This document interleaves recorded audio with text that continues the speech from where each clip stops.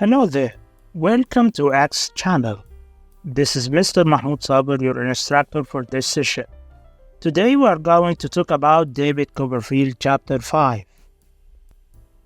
As we mentioned before, David finished his education and Miss Betsy's aunt asked him to stay for some time in London before taking decision about his new profession in the future. Later, David decided to stay at a hotel in London, then decided what he would do after finishing his education. In the hotel, he was given a very small dark room in the roof. And when he returned from the theater, he recognized someone going into the hotel. Seaforth was the one who was going to the hotel, and when he met him, he told David that he is studying at Oxford University. David and Seaforth went sightseeing, riding, swimming, and boating. Seaforth was the perfect companion to have.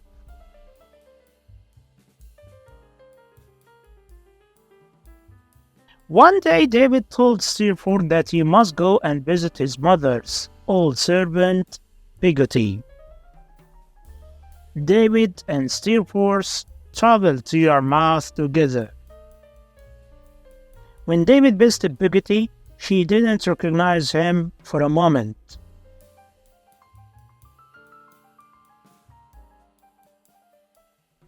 When she realized he was her master David, she sobbed and sobbed with delight, holding him in her arms as she had always done.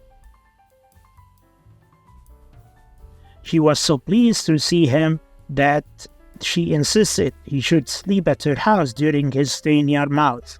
She promised him before that she will keep a room for him in her house, and she kept her promise.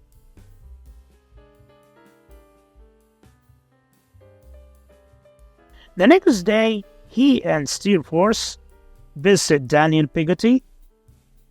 As they came closer to the old boat, they heard happy voice and laughter inside. Daniel, Ham, and Emily all were looking very surprised. And for a moment, they were all shaking hands and talking and laughing at the same time.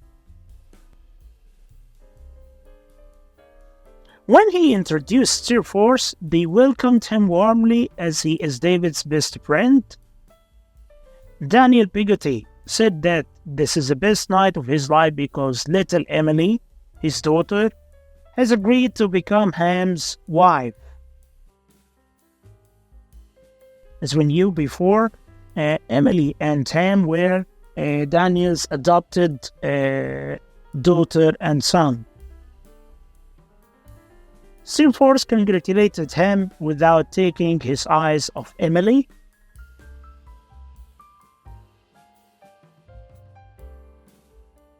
Seaforth told David that Emily is a lovely girl and she is engaged to a coarse young man. David was shocked by these cold words, but when he returned to Seaforth and saw him smiling, he thought that Seaforth was just kidding. For the next 2 weeks, David was often with Peggotty and Barkis. Seaforth went sailing or fishing with Daniel and Ham. Finally, they decided to return to London.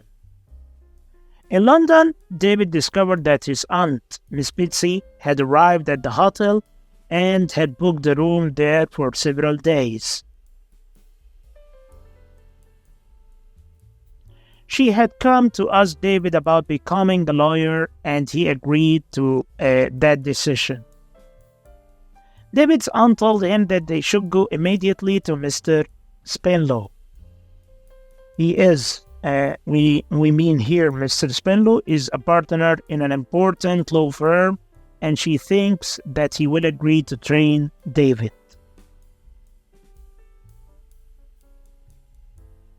She said that she will pay him to train David, and David's aunt paid Mr. Spindler's firm £1,000.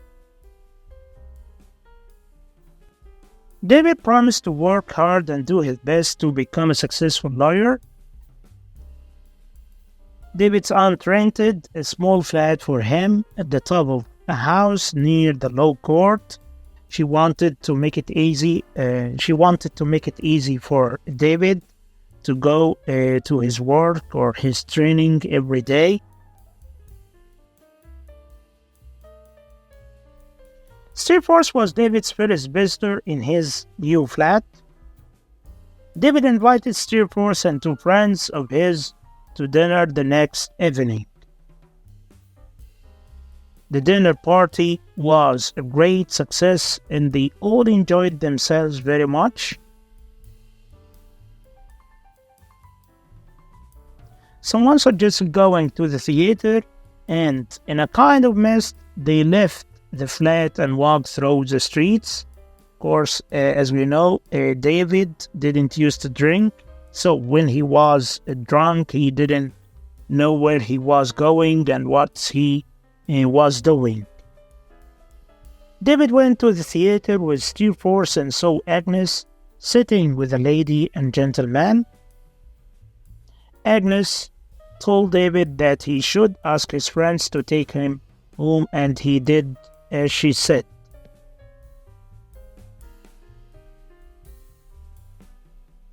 The next morning, David felt sick, and he was ashamed that Agnes had seen him drunk. He received a note from Agnes asking him to visit her at the house where she was staying. When David went to Agnes, she looked so quiet and good.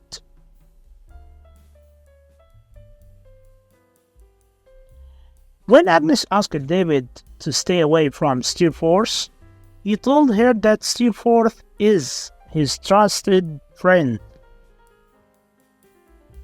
Agnes said to him, "You have made a dangerous friend." Agnes told David that she is worried because Uriah Heep is going to be her father's partner.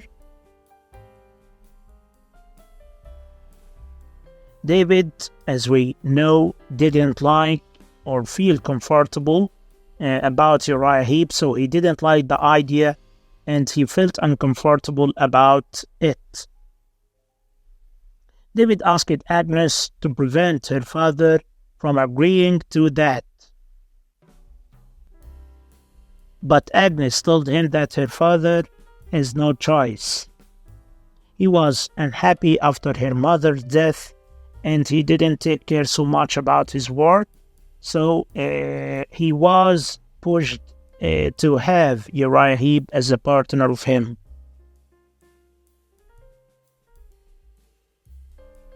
Agnes told David that her father needs Uriah Heep now to keep his business going. Agnes' father is ashamed of himself, but he has to agree. David left her, promising to visit her and her father in Canterbury very soon. Now it's time to exercise.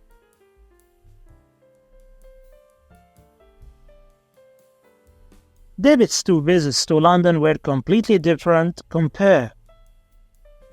In his first visit to London, he was sent to London to work in a warehouse, but later he was an adult and educated and he had money. What was Steerforth doing in London?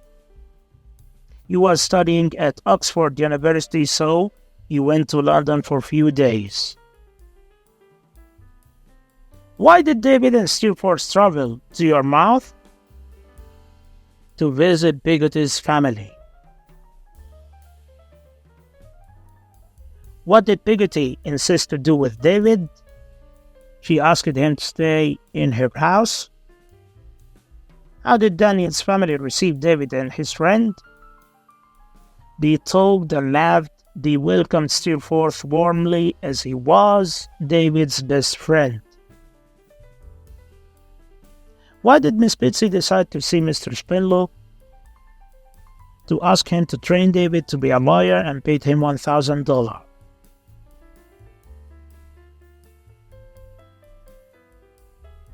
I'm studying at Oxford University. Of course, these words were said by Steerforth to David when he met him in London. And even if they are only working people, these words were said by Steerforth to David when David decided to visit Biggity, the servant. It's wonderful that you two gentlemen have come here tonight of all nights. These words were said by Daniel to Steerforth and David when they went to visit Biggity and found that Daniel, Ham, and Emily were celebrating because, as we mentioned before, Ham and Emily will get engaged, so they were celebrating the occasion.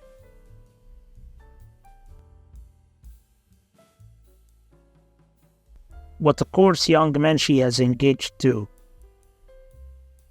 These words were said by Steerforth to David when he was talking about Ham and Emily. I've been thinking about your future profession. These words were said by David's aunt, Miss Betsy, to David when she visited him in the hotel in London. Stay away from your bad angel.